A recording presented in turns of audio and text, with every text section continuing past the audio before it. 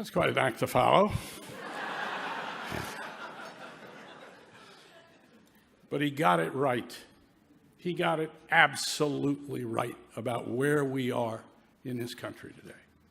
Because it's the press and it's the First Amendment that right now is protecting this country in a way that no institution or individual in our culture is.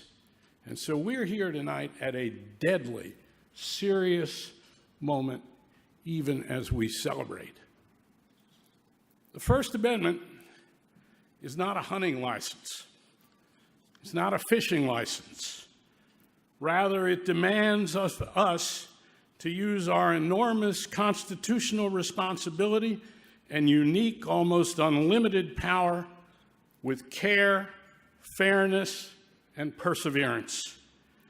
And above all, an unshakable commitment to the best obtainable version of the truth, as I've often called it. And in doing this, the question of what is news, is perhaps the most important decision we make as reporters, editors, and news executives. And never has that question, what is news, been more important to our country and our democracy as during the Trump era. I'd like to believe that the reason CNN, under the leadership of Jeff Zucker, is receiving this singular honor tonight is that the judges recognize, either consciously or unconsciously, how much thought and effort and commitment has gone into this network's decision-making about what is news since January 20th, 2017, and how to present it. That decision-making, and from what I can see from my vantage point at CNN, the choices made by virtually every broadcast and producer and journalist covering the Trump presidency, is what has distinguished the network's coverage day in and day out. This has not been a time for a conventional news mix. Rather, the choices made about what is news at CNN have been essential to framing the national debate and produce great stories, analysis, commentary, and on-air controversy, yes, but it has helped frame this hugely important, crucial to our future in this country debate by our decisions at CNN, by Jeff Zucker's leadership, about what is news. One thing CNN's decisions have not done is to give its viewers fake news. I cannot remember a period in our national history when the news on a network has been less fake or contrived or rooted in manufactured controversy. And my personal belief, based on many conversations with people who've been around Donald Trump for years, is that he understands that. And that this fact that we are reporting real news, which he knows, is the source of so much of his rage and his demagogy. Yes, we've attempted to follow the money and follow the lies, but also to follow the policies and pronouncements and actions of the president in every sphere, and always with that goal of the best obtainable version of the truth, and with another crucial element about what is news: context, because it's that gray matter. News isn't black and white, but it's in that gray area, in that contextual area, and our presentation of what is news, often in that gray area, that we really inform our readers, our viewers, and those that we serve as journalists. We haven't been perfect. No news organization can claim that, and it would be grandiose to make such a claim. And finding the right tone, particularly during this presidency, is a particularly difficult aspect of covering Donald Trump and his White House and his administration. No news organization has achieved perfect pitch in this uniquely challenging atmosphere. But every day, it goes back to deciding what is news. And I really believe that CNN has led the way in determining what is real news in this era. At the White House Correspondents Association dinner a while back, Bob Woodward and I spoke, and I said that the reporting on this presidency has been the greatest of my lifetime by the greatest number of news organizations. And I think tonight is a time that we should remember this moment of being together. Because I don't know of a moment, as a journalist, which I've been for more than 55 years, I don't know of a moment that's more perilous for the country, for reporting, for the truth, and for the First Amendment, because that First Amendment and its core meaning and what it says about who we are as a people is what our mission is. Not a hunting license, not a fishing license, but once again, to determine what it is that we know through our reporting, through our efforts and perseverance, is the real news. So, under Jeff Zucker and his leadership, I think CNN has grasped something from the beginning about this presidency and about this moment.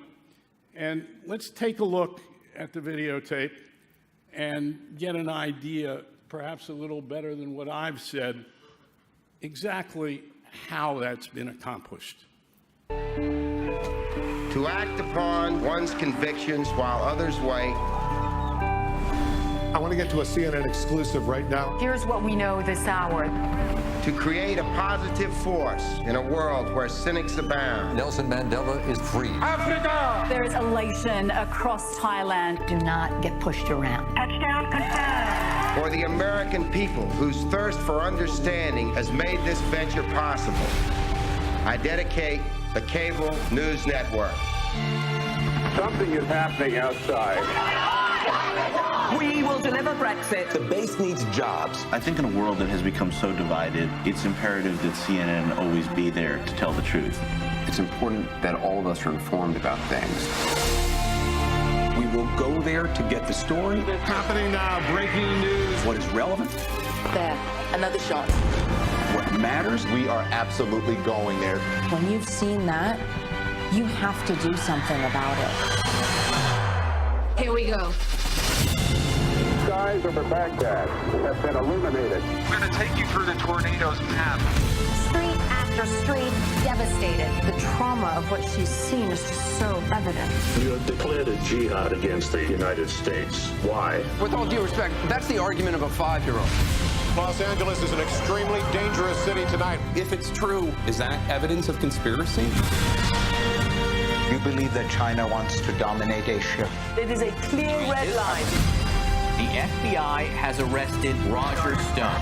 Nice to see you guys at my house this morning. People around the world are watching what you're saying, Sarah. This is a historic moment for press freedom. A lawsuit by CNN against President Trump. Great day for the First Amendment. Let's go back to work.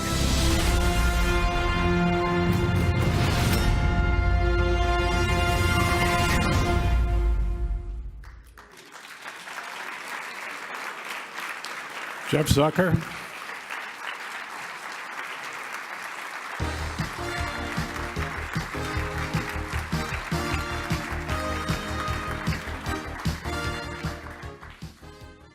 Carl, just a minute, but I'd like to know who produced this show tonight. Seriously? I got to follow that? Seriously? I tell you right now, how does this sound? The Situation Room with Dale Hansen.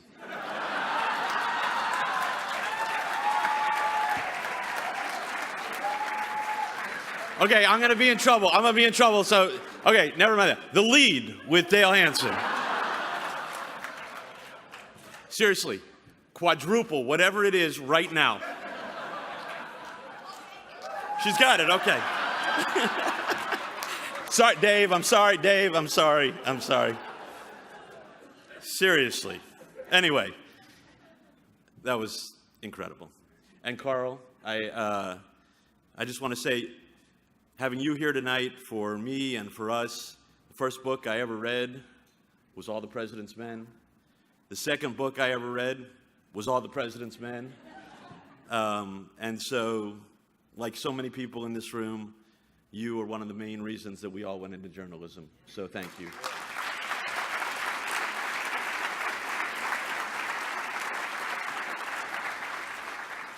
Now, I recognize this has been a long evening, and I am really the only thing standing between us and having to take 4 escalators up to the lobby. So, I will be brief because so much of what has been said here tonight has been so eloquent. And I also can tell you, I know how thrilled the CNN tables were that we were last tonight. So let me start by thanking the Radio, TV, and Digital News Foundation for this wonderful honor. I'm here tonight representing nearly 4,000 CNN journalists around the world who are the real recipients of this award. As we sit here tonight, they're in Venezuela, they're in eastern Syria, they're in Sudan, they're in Ethiopia, and they're a mile down the block at the White House. And in every one of those places, their mandate is the same: to hold those in power accountable and to tell the truth. I could not be prouder of the work that they do. So while I am thrilled to be here to accept this honor on their behalf, this recognition belongs to them. Let me also pay tribute to the other recipients here tonight. It is a very special group. We salute those whose lives have been lost and commend those who every day honor their memories by continuing to fight for answers and the truth. To each of the recipients here tonight, congratulations, and I especially want to congratulate Shep, who I admire greatly. We are here tonight to celebrate the First Amendment, and oh, how do we love that First Amendment. If we could, we'd kiss it like Donald Trump kissed that flag. But did you ever stop and realize that if our founding fathers had their way, we'd be here tonight celebrating the Third Amendment? That's right. This would be the Third Amendment dinner if Madison had his way. Now, what am I talking about? Go down the street sometime to the National Archives and look at the Constitution in all its glory, and you'll see that the men who understood how important it was to protect a free press actually had the First Amendment as the Third Amendment to the Constitution. Go look at the document. The first 2 amendments to the United States Constitution dealt with, first, what the size of the Congress would be, and second, how much Congress would be paid. I know, what a shock. They were worried first and foremost about their paychecks even back then. But as it turned out, the 13 states failed to ratify those first 2 amendments. And thus, the Third Amendment, the one that protects freedom of speech, freedom of the press, and the right to assemble, the Third Amendment became the First Amendment. It's a true story. Go look it up. And it is that First Amendment which sets this country apart from every other. It is the First Amendment that makes us great. As we've heard here tonight, this is an incredible time to be part of the American media. Not since McCarthy in the 50s and Nixon in the 70s has journalism been so important. And as Carl just said, it has never been better. Whether you like Donald Trump or you dislike Donald Trump, the one thing that I think we can all agree on is that Donald Trump has made American journalism great again. The other thing we can agree on is that the media is not the enemy of the people. At CNN, our core mission is to tell the truth, to hold those in power accountable, even when it's uncomfortable, especially when it's uncomfortable. Last November, we made the most uncomfortable and easiest decision of my career. We sued the President of the United States for taking away the press credential of our chief White House correspondent, Jim Acosta. all because he didn't like the questions that Jim was asking him. We didn't pick that fight. We didn't want that fight. But the decision to fight for our right was easy. The day that we allow those in power to determine who gets to ask them questions and what kinds of questions we ask, that is the day that this dinner ceases to exist. Some things are bigger than us, and sometimes the right thing to do is extremely clear. As you know, we won that case. A judge appointed by Donald Trump restored Jim's White House credential almost immediately. And today, like every day, Jim was there asking the questions that still make them uncomfortable, as it should be. We sued the President of the United States because on that day, it was CNN. But on any other day, it could have been any one of you. This administration has made it abundantly clear that they do not have respect for or tolerance of a free and independent press. They call us the enemy of the people. They limit our access. They selectively grant interviews, most often to outlets that have assured them that they will follow the script. Quite literally, they put our lives at risk with their words and their actions. When they took Jim's press credential, they were sending the strongest signal yet that they truly did not understand the mandate of a free press. And we felt it was our responsibility, on behalf of everyone in the media in this country and around the world, to respond. The swift response from the court and ultimately the administration's capitulation was a good thing. It was the right outcome. The fact that we had to do it at all remains troubling. There is a long history of those who have occupied great seats of power in this country not agreeing with everything that is said and written about them. As I have said many times before, this administration need not like what we say, but they should respect our right to say it. That's what our lawsuit was about. The President has treated our CNN journalists with disrespect on more than one occasion. The name-calling and the insults are, sadly, something that has become the norm when covering him. We don't like it, and it is wrong. But it will not stop us from doing our jobs. Revoking a press pass does, and that is something that no media organization should ever be okay with. We are living in extraordinary times. What we do has never been more important. The First Amendment grants us the right to ask any question we want, and that responsibility is not something that should be taken lightly. Suing the White House is not something that should be taken lightly either. I am proud to be part of an organization that was willing to take the bold step that we did.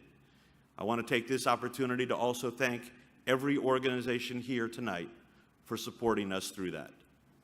We must all, always, stand up for the First Amendment, even if it was originally third. Thank you very much.